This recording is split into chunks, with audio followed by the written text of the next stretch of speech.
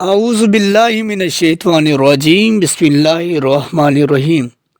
سامعین محترم السلام علیکم۔ ابتدا ہے رب ذوالجلال کے ببرکت نام سے۔ آج ایک نئی ویڈیو کے ساتھ آپ کے سامنے حاضر ہوں۔ دنیا کا تعلیمی نظام بمقابلہ پاکستان کا تعلیمی نظام۔ ناظرین، اس وقت تعلیمی درجہ بندی کے اعتبار سے فن لینڈ پہلے نمبر پر ہے، جو کہ بر اعظم یورپ کے شمال میں واقع ہے۔ اس کی کل آبادی 55 لاکھ ہے، جبکہ سپر پاور امریکہ 20ویں نمبر پر۔ 2023 تک فن لینڈ دنیا کا واحد ملک تھا جہاں مضمون یعنی سبجیکٹ نام کی کوئی چیز نہیں تھی۔ فن لینڈ کا کوئی بھی اسکول زیادہ سے زیادہ 195 بچوں پر مشتمل ہوتا ہے، جبکہ 19 بچوں پر ایک ٹیچر۔ دنیا میں سب سے لمبی بریک بھی فن لینڈ میں ہی ہوتی ہے۔ بچے اپنے اسکول ٹائم میں 75 منٹ بریک میں گزارتے ہیں۔ دوسرے نمبر پر 57 منٹ کی بریک نیو یارک کے اسکولوں میں ہوتی ہے، جبکہ ہمارے ہاں اگر والدین کو پتہ چل جائے کہ کوئی اسکول بچوں کو پڑھانے کی بجائے اتنی لمبی بریک دیتا ہے تو وہ اگلے دن سے ہی بچے اسکول سے نکلوا لیں۔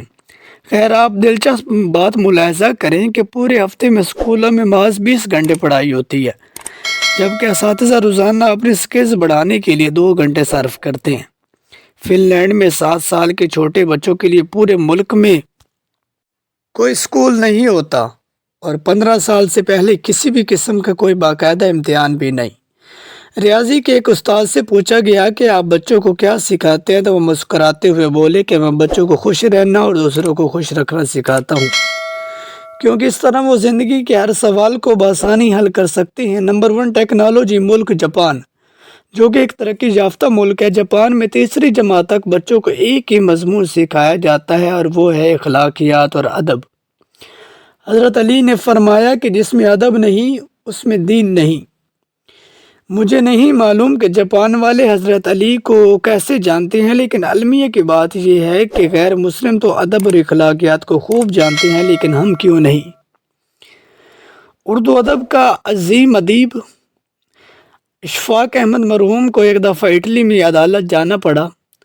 انہوں نے اپنا تعارف کروایا کہ میں استاد ہوں۔ وہ لکھتے ہیں کہ جج سمیت کورٹ میں موجود تمام لوگ اپنی نشستوں سے کھڑے ہو گئے، اور اس دن مجھے معلوم ہوا کہ قوموں کی عزت کا راز استادوں کی عزت میں ہے۔ یہ ہے قوموں کی ترقی اور عروج و زوال کا راز۔ جاپان میں معاشرتی علوم پڑھائی نہیں جاتی کیونکہ یہ سکھانے کی چیز ہے، پڑھانے کی نہیں، اور وہ اپنی نسلوں کو بہت خوبی کے ساتھ معاشرت سکھا رہے ہیں۔ جاپان کے اسکولوں میں صفائی ستھرائی کے لیے بچے اور اساتذہ خود ہی اہتمام کرتے ہیں۔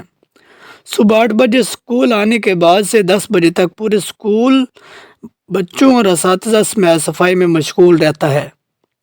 دوسری طرف آپ اپنا تعلیمی نظام ملاحظہ فرمائیں جو صرف نقل اور چھپائی پر مشتمل ہے۔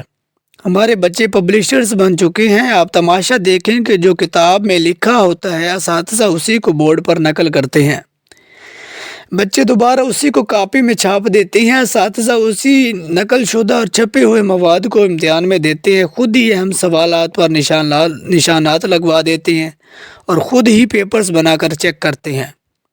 بچے کے پاس یا فیل ہونے کا فیصلہ بھی خود ہی صادر کر دیتے ہیں، اور ماں باپ اس نتیجے پر تالیاں بجا بجا کر بچوں کے ذہن اور قابل ہونے کے گن گاتے ہیں۔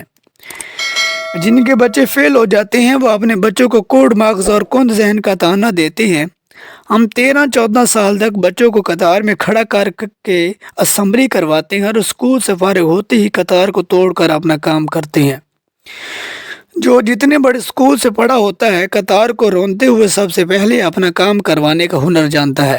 طالب علموں کا اسکول میں سارا وقت سائنس رٹنے میں گزرتا ہے، اور آپ کو پورے ملک میں کوئی سائنسدان نامی چیز نظر نہیں آئے گی، کیونکہ بدقسمتی سے سائنس سیکھنے کی اور خود تجربہ کرنے کی چیز ہے، اور ہم اسے بھی رٹا لگواتے ہیں۔ آپ حیران ہوں گے کہ میٹرک کا پہلا امتحان 1858 میں ہوا، اور برطانوی حکومت نے یہ طے کیا کہ بر صغیر کے لوگ ہماری عقل سے عدوی ہوتے ہیں، اس لیے ہمارے پاسنگ مارکس 65 ہیں، تو بر صغیر والوں کے لیے 32.5 ہونے چاہیے۔